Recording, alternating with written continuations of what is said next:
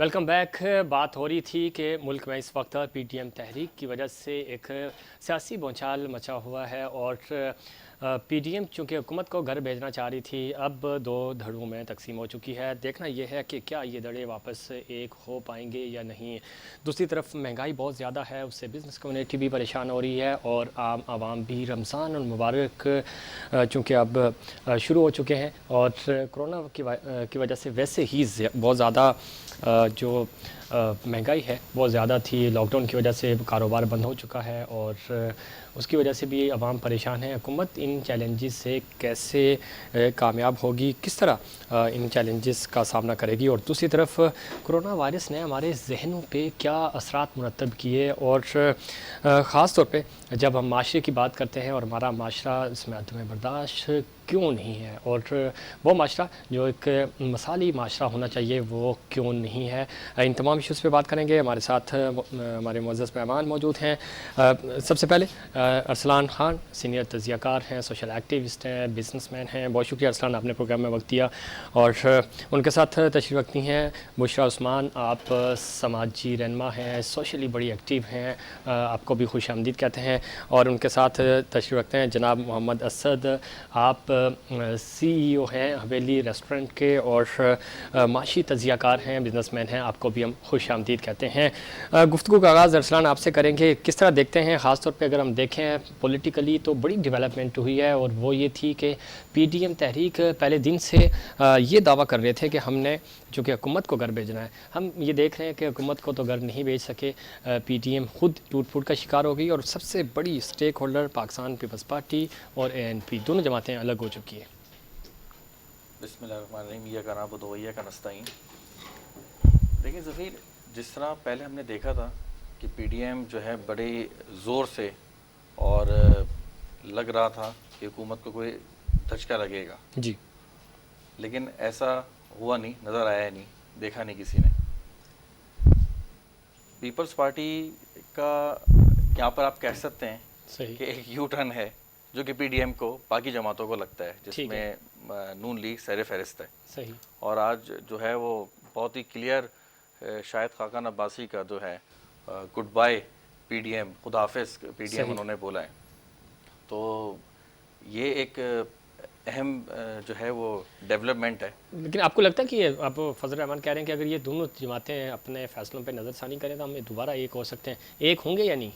लेकिन दूसरी तरफ मौलाना गफूर भी कुछ कह रहे हैं। सही उन्होंने बोला है कि पीपल्स पार्टी के साथ जो है वो अब एक साथ ही जो है वो लड़ा जाएगा, मिलके लड़ा जाएगा। सही वो अगर पीडीएम में शामिल नहीं हुई तो उसकी खुशी है उनको, ठीक उन्होंने है। इसका इज़हार नहीं किया। वो तो खैर, लेकिन फजल रहमान चूँकि इनके हेड है, सुप्रीम हेड हैं, तो जब वो ये कह रहे हैं तो मेरा नहीं ख्याल कि अब चीज़ें। लेकिन आपको लगता है कि अपोजिशन वापस एक पेज पे आ सकेगी? नहीं, बातचीत हो सकती है और हेल्दी डिबेट होनी भी चाहिए, क्योंकि तकरीबन सारी पार्टी जो हैं वो मिलकर इस पर बैठी थी। ठीक है, वो सारी एक जो है स्टेक होल्डर्स हैं मुल्क के, सही PMLN, पाकिस्तान पीपल्स पार्टी, ठीक है, तो अपोजिशन है, एक स्ट्रॉन्ग अपोजिशन है, तो मिलके बैठा जाए तो बात हो सकती है। बात हो सकती है, बात बिल्कुल, होनी भी चाहिए। बिल्कुल। बुशरा, किस तरह देखती हैं? ख़ास तौर पे हम समाजी रवैयों की बात करते हैं, नफ्सा नफसी है, बहुत ज़्यादा प्रेशर है और कोरोना ने हमारे जहनों पे बहुत ज़्यादा असरात डाले। एक तो महंगाई वैसे ही ज़्यादा है और आपको पता है कि जब महंगाई होती है आपके पास ऑप्शंस नहीं होते और आप देख रहे हैं कि आप ही के बराबर में लोग जो हैं वो तरक्की कर रहे हैं और कुछ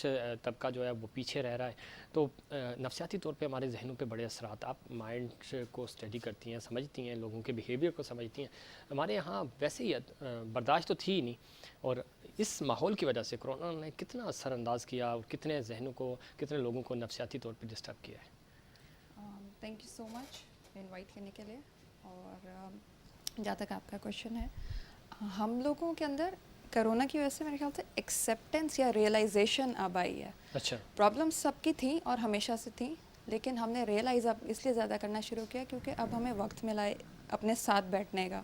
ठीक जब लॉकडाउन हुआ तो हम लोग के पास सबसे ज़्यादा जो क्यूरीज आ रही थी वो एंजाइटी से रिलेटेड थी या अकेलेपन से रिलेटेड थी कि अकेलापन नहीं बर्दाश्त हो रहा। ये सारे सिनेरियोज इंसान के अंदर होते हैं, लेकिन हम लोग क्या करते हैं कि अपने डेली रूटीन को इस तरह स्ट्रक्चर करते हैं कि हम एक्चुअल इश्यूज से आंख बंद कर लें اور وہ کہتے ہیں نا ذریعہ معاش اور ڈیلی کی ایکٹیویٹیز ان چیزوں کے اندر اپنے آپ کو اتنا زیادہ لگا لیں کہ اپنے ایشوز کو ایڈریس نہیں کرتے, ہم ریفلیکٹ نہیں کرتے اپنی پرسنالٹیز کے ساتھ, ہیلدی لائف سٹائلز بھی نہیں ہیں صحیح, اور اوبویسلی کیونکہ اپنے ساتھ بات چیت کا کوئی طریقہ نہیں ہے جس کو ہم کہتے ہیں نا کنیکٹ کرنا. ٹھیک ہے.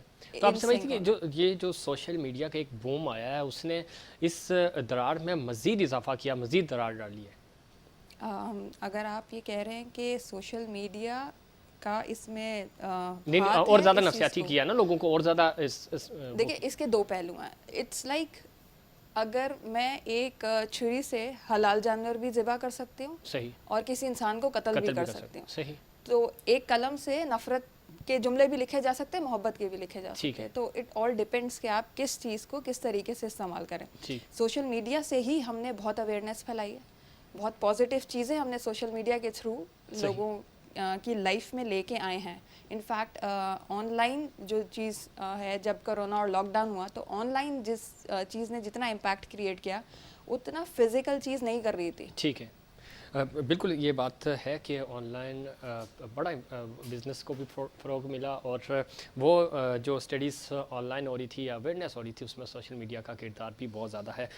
محمد اسد صاحب, آپ کس طرح دیکھتے ہیں, چونکہ ریسٹورینٹ آپ کی ایکسپرٹیز ہیں, آپ CEO چیئرمین بھی ہیں اپنے group Haveli group of restaurant کے, کتنا امپیکٹ پڑا کرونا کی وجہ سے آپ کے بزنس پہ؟ حالانکہ کھانے پینے کی چیزیں تو تھی, لیکن ٹائمنگز کا میٹر ہوا, ٹائمنگز بھی ابھی نئے SOPs بھی آ گئے ہیں. رمضان میں آپ کی کیا جو ٹائمنگز ہوں گی, اور خاص طور پہ آن لائن سروسز کی وجہ سے یا کرونا کے لاک ڈاؤن کی وجہ سے آپ کے کاروبار, چاہے وہ ریسٹورینٹ کا ہو یا ویسے دوسرا بزنس ہو, کتنا اثر انداز ہوئے؟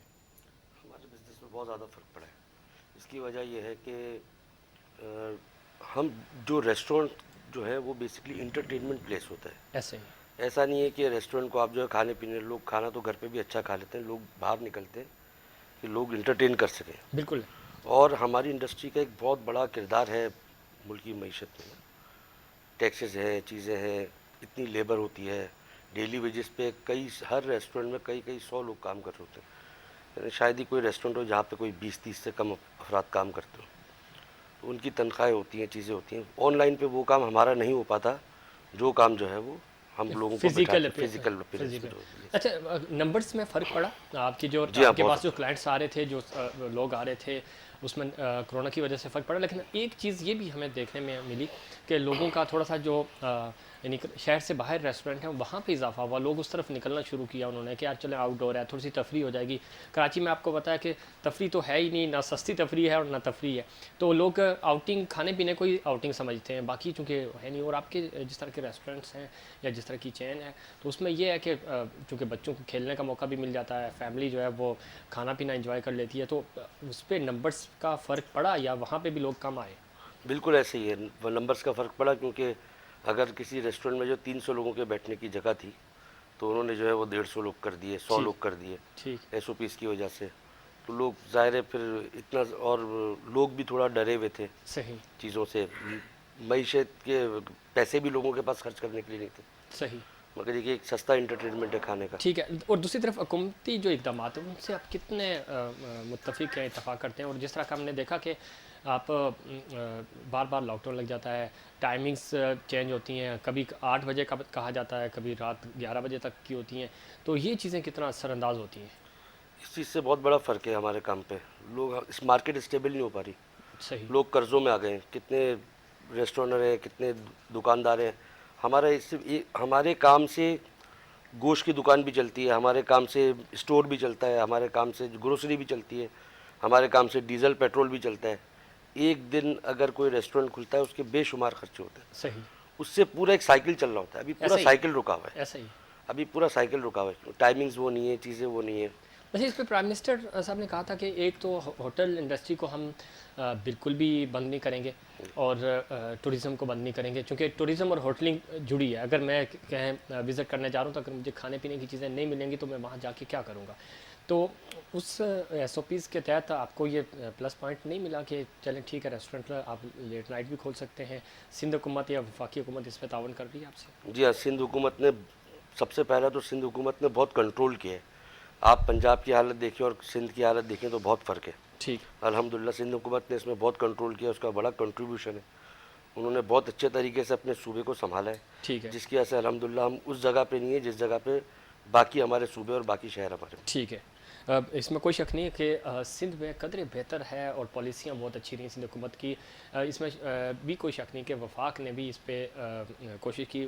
پورا ملک بند نہیں ہوا اور یہ اللہ تعالیٰ کی خاص مہربانی تھی ہم پہ کہ کرونا کی پہلی، دوسری اور تیسری لہر، تیسری تھوڑی سی اب ڈینجرس ہوتی جا رہی ہے، لیکن احتیاط ضروری ہے اور احتیاط کے ساتھ ہی ہم نے آگے بڑھنا ہے. وقت ہوا ایک کمرشل بریک کا، اور بریک کے بعد ہم مزید اس موضوع پہ گفتگو کریں گے.